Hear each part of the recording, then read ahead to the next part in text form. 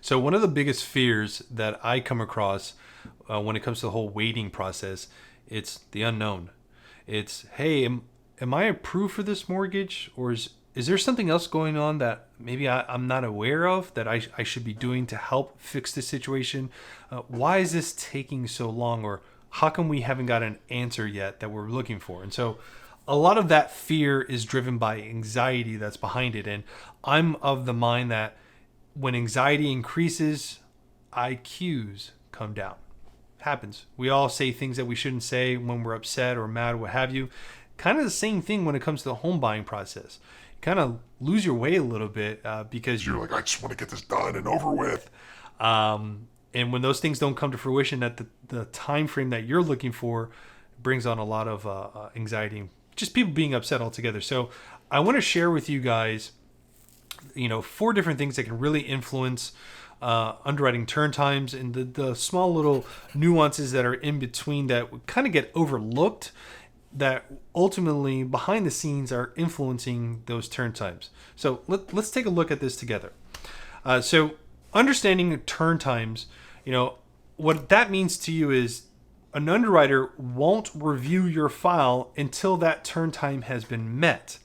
So if I submit my file on a Monday and the underwriting turn times are 4 days, that underwriter won't touch our file until Friday. 4 days have passed. Friday is when they'll pick up our file. If that turn time is longer, then you just have to add those days. Typically, it's business days, not calendar days. Saturday can sometimes fall as a business day. Just depends. It's a closing disclosure date, if you will. So most underwriters will use that Saturday as a business day, but plan accordingly, right? So if you're pre-approved and you're shopping for a home and you ask your loan originator up front saying, hey, out of curiosity, what are underwriting turn times right now? They should be able to give you a viable response. Any professional loan originator, when they open up their system, they'll be able to see that, hey, underwriting turn times are X, Y, and Z. They can be, 6 to 8 days. Let me go ahead and add a pen here. They can be 6 to 8 days or even longer. It just depends where you're at. And when you get your offer accepted, it's good practice to circle back to your loan originator. Obviously, let them know the good news that your offer is accepted, but confirm where are underwriter turn times. Maybe they've grown since you've gone under contract. Maybe they're now 10 days. Maybe they're now 12 days. Like, who knows where they're going to be at that time? And so finding that out before you get your offer accepted will play a long role in the close date and getting to a close date on time. During that contract period, turn times can get shorter, or during that contract period, turn times can get greater. And so it's important that, one, you identify what that is up front, but more importantly, understand the things that you can control as a consumer, things that are within your control. So as a consumer, this is where you're going to be living, right? Right in this little bubble, right in this sphere. You can control major changes, right? Any illnesses or things like that, that's something we can't control. But changing your jobs out of the blue, that's something you can control.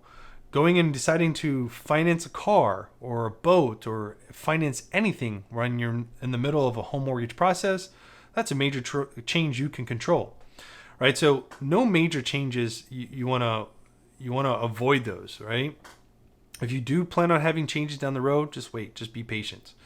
One of the biggest components that you can control is being able to get a hold of you, right? Whether it be text message or email or phone call.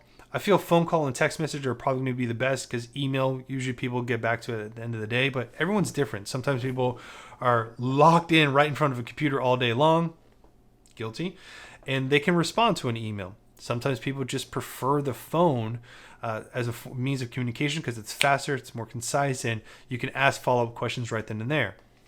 I'm also that same type of person. So making sure that you're easy to get a hold of and that you have participation in your actual approval. That's key as far as getting a home mortgage. The other part of that key is documents. Making sure that you have all of your documents up front. If you're missing any documents, or maybe you need to go to a third party like an accountant or whoever holds your 401k or IRA, whoever that is, and you need to go to that person for that information, then you want to do that sooner than later, right? Or at the very least, you want to communicate that to your loan originator saying, hey, I know I'm missing this. Here's my time frame of when I should expect it in. That is super important, because if your loan originator and your processing team, which they're right over here, also part of the mortgage team, but if your processors and mortgage team know this information going forward, they can still move the file along. They can still get the file in queue while we're waiting in line, because we know an underwriter is not going to touch the file for anywhere from 6, 8, maybe even 12 days. We know we have time to get that stuff in. Don't take your time. Don't dilly-dally on that stuff. Make sure you try to get it in sooner than later. I like to tell my clients to try to get things within a 12 to 18 hour time frame. And, speaking of my clients, mortgage team, having that communication with your mortgage team is clutch. It's the best way of putting it. Simply because if you can't pick up the phone or have the confidence to pick up the phone and call them and know that they're going to pick up your call every single time that you call them, that can cause an issue for you as far as having anxiety and freaking out, going, I don't know what's going on. So up front, you'll know that when you're doing your application, you'll know, hey, I asked a couple questions, they answer right away, they get me the information I need, I can make more informed decisions. That's a good loan originator. That's a good team that you want to be focusing and working on, because they're going to give you the communication that you need. Do they offer the best deal that's out there? I don't know. We're not talking about that. We're talking about how to work with a mortgage buying team to where you can accommodate underwriting turn times. Now, when you're deciding on which lender to work with, there is a difference between brokers and correspondent lenders. Brokers and correspondent lenders. And so brokers have flexibilities in their areas, and correspondent lenders have flexibilities in their areas. For the purpose of this video, when it comes to underwriting turn times, a correspondent lender will have more control than a broker. A broker can't reach out and say, hey, underwriter, I need this. Versus in-house, a correspondent lender, underwriting is done in-house. So you can literally, hey, what's up? I need this. Or whomever it may need to be that you need to reach out to get that information or get that thing going, if that makes sense. So there's a little bit more control on those turn times. Appraisals. Appraisals is something that you need to kind of accommodate for when it comes to turn times. Typically, you want to get your inspection done first, then order the appraisal. That's usually the practice. Sometimes there are appraisal contingencies, and so therefore they ask for the appraisal up front. The appraisal, as you notice, it falls under the mortgage team. So the appraisal will be ordered by them, but they're going to need information from you to do so, such as credit card information or where to send the payment link to. And so it's important that you process that payment, so that way when the file does get to underwriting, it's just one less thing that they need a condition for, or one less thing that they need to review when that document comes in.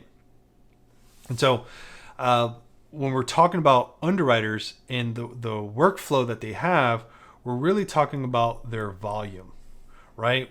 And not necessarily there as a person, because the misconception, if you will, is when an underwriter picks up a file, it's just that one underwriter and that one file, and that is it. That's half true. It is that one underwriter, but that one underwriter has hundreds of files underneath them. So it's not just yours that needs to meet a particular close date. It's also all the other people that they're working on that need to meet the same close date, if not close the day before yours. So understanding where that volume is at. A loan originator is not necessarily going to tell you, oh, well, Susie has this many files in and Billy has this many files. They're not going to give you that type of information.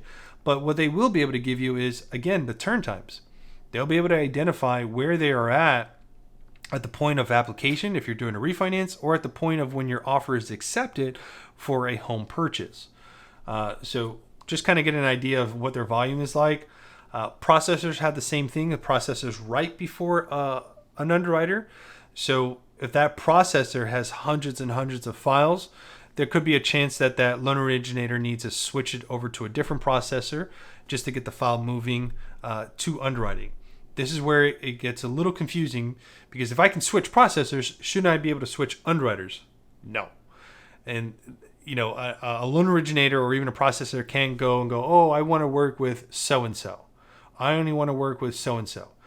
Every single company, mortgage company, they have a couple underwriters that are working for them, and it goes round robin. So whatever your workflow looks like at that time, they're going to pick up that file. Contingent, it's not a VA file or FHA. Maybe that's what their specific licensure covers, meaning they're a VA underwriter or they're an FHA underwriter. We're just talking about as a blanket as far as how many files that they have and what they're taking on. Those are things that you need to kind of have an idea of, again, if you're refinancing or home buying. On the refinance side, that's important because of rate locks. Rate locks move in increments of 15 days, 30 days, 45, and 60 days. The shorter the lock, the better case pricing you'll receive. So typically, I like to go for 15-day locks. Monitor the market, make sure that I'm within line. If I see any improvement, I'll go for the improvement. If I see things starting to get worse, I'm going to go ahead and lock right away. Now, contingent on that lock, I'll have that conversation with the client saying, look, we're locking for 15 days. We still don't have our approval from underwriting yet, but we should have it within the next 2 days, which gives us 13 days to play with our rate lock. Our rate lock has to be good through funding, which that eats away at 4 days. So ultimately, for that scenario, on a 15-day lock for a refinance, and the conditional approval is not out yet, I would have 9 days to play with. On a 15-day lock, I would have 9 days to play with, from the point of approval coming out to getting a closing disclosure out, getting a final approval, and getting a package out. We have 9 days to play with. From a professional perspective, if I'm looking at that going, okay, this is a self-employed client that I need to get a CPA letter, or I need to get a year-to-date profit and loss statement from them, I'll tell you up front and say, look, we should not be going for this 15-day lock. We need to go for a 30-day lock. I'm not saying it's going to take us 30 days. It's just you have so many variables that are involved that an underwriter is going to condition us for it. They're going to ask more questions. And when they ask more questions, you have what's called a resubmittal.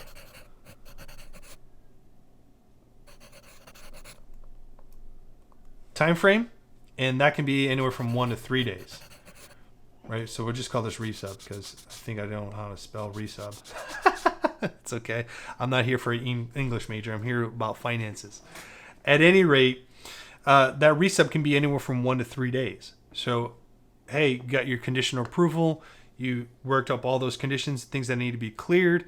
You submitted everything that's needed because you have all the documents. It's the full file. We send it back to underwriting. Okay, now we wait 1 to 2 days before they can review it. That usually depends on how many conditions there are. If it's a long list, in the example I use, you're self-employed, and I need profit and loss statements, I need different business bank statements, I need CPA letters. Those are one of those things that I'm like, hey, let's go ahead and sub this. Let's get it cleared. I know they're going to recondition us. When they recondition us, if it's a lighter load, it should only be about 1 to 3 days, maybe even less, maybe a 24-hour turn time. I've seen that before, where it's just a bank statement that needs to be reviewed. And that can be very frustrating at times, where you're like, it's literally one item that's left. I got to wait a whole day for that? Sometimes, yes. Unfortunately, sometimes, yes. And waiting that one day because the next day is closing day, that can become even more frustrating, because you're like, I'm closing tomorrow and I'm still not final approved yet. What is going on? Whose neck do I need to wring in order to get the answers I want? And at that point, when you're at that point, somebody failed you. Somebody failed to explain to you what those expectations are at the point of being submitted to underwriting, right? Understanding, hey, does that underwriter or does this company have a ton of volume right now that's reflective of everyone else in the industry? Or are they a little bit faster? Or are they a little bit slower? Sometimes your realtor relationships, right? If you're purchasing a home, your realtor relationships will be able to allude to that information. Hey, you work with this lender. They're really, really fast on their turn times right now. And I think we're going to go for a short close date, and we need that, right? That's part of your mortgage team. That's part of your home buying team. Them understanding that as far as the loan process and turn times, woo, it goes so far in explaining just how the process works. It makes it more comfortable for everybody. When you have an agent or a title company that doesn't have a good relationship with the loan officer, it's followed up with the notorious any updates. Any updates? Any updates. And I can tell you from a professional perspective, that type of line of questioning falls on deaf ears. It does not mean that they get ignored. It just means that there's no motivation behind that. There's no relationship behind that. It's just something that it's a generic question. And so I want to give you guys some best practices when it comes to that type of stuff is communication. Just reach out to your lender and identify, hey, what are turn times? What should I expect, right? Is there anything that's missing that I can help out with on my end? And so, again, it circles back to documents and are you easy to get a hold of? These are things that you can control. These are things that the mortgage team is going to be able to control. These are things that are just based on the market. Nobody can really control that. That's the market. And then these are going to be third parties. We can and can't control those. What I mean by that is this. If I'm asking for verification of employment and your verification of employment says something different than what reflects on the pay stubs, I'm going to need you involved. I need you involved because I need to get explanation on that, and them explaining it to me may take them a week, 2 weeks, who knows, versus you as a consumer saying, hey, John, you know that verification of employment you received from Absolute Home Mortgage? Yes, they had some questions about that. Can you help me with it? We can't do that. They don't know us. We're third party. So being able to have participation and understanding the different types of third parties involved go a long way. Another example of that would be, for example, 4506T. It's a request for tax transcripts. Just verifying that whatever you provided to us as far as W-2s and tax returns is the exact same thing that's filed with the IRS. That's where your transcripts come to play. Sometimes transcripts are just unavailable yet, just depending on the time that you filed and at the time that the IRS is actually giving out those transcript information. And so if it's difficult to get those, or if it's going to take a day or two, you may be able to reach out to your employer or reach out to the IRS and get a copy of your transcripts a lot faster and sooner than we would be able to do so. So just understanding those third parties when you get to that milestone, if you will, like, hey, we're ordering out all these things, keeping a small little tab, like, hey, are they in? Or making sure that your loan officer keeps you up to date. There's nothing wrong with asking your loan officer, hey, I know turn times are 8 days. We're on the 8th day. Is our approval coming out today? That line of questioning versus any updates goes so much further than anything else that I can share with you in this video, because this is all boils down to the relationship between you and your lender. Do you trust them? Do you have high levels of communication with them? Are you close enough to them to where you can just be yourself and be like, blah, just say what you need to say? Because we're built for that stuff. We're built to take that information and give you the information that you need so that way you can make informed decisions, right? This way you're not freaking out during the process altogether. So if you're a home shopper or a homeowner and you got a lot of good information out of today's video, drop me a like, leave me some comments if you have questions about turn times and what you should expect down the road. And ultimately, I have a question for you, completely random. But what's the longest you've ever had to wait for something? Funny little story about us. I had to wait about 5 months for a dining room table from Transformer Table. Beautiful table, by the way. But during the pandemic, when the pandemic hit, the 60-day turn time that they were giving me turned out to be 5 months simply because of that. And the communication that I had received was complete trash. It's the best way of me putting it. And it drove me wild that I couldn't get the answers that I was looking for. Mind you, I'm not comparing this to owning a home. I'm just comparing the levels of communications that you can have with anybody when you're sitting and waiting for something. That communication goes a long way. So hopefully you guys got some good information out of this today. I'll see you in the next one. Peace.